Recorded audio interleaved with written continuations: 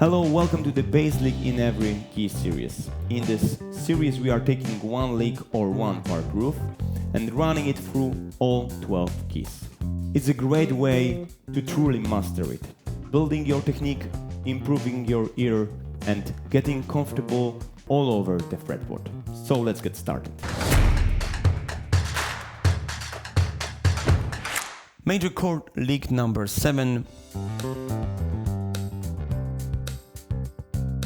We have a pentatonic run. We're starting on note G. So you can find the full version along with an explanation on my Patreon. Come, be a part of it. I would love to share more with you.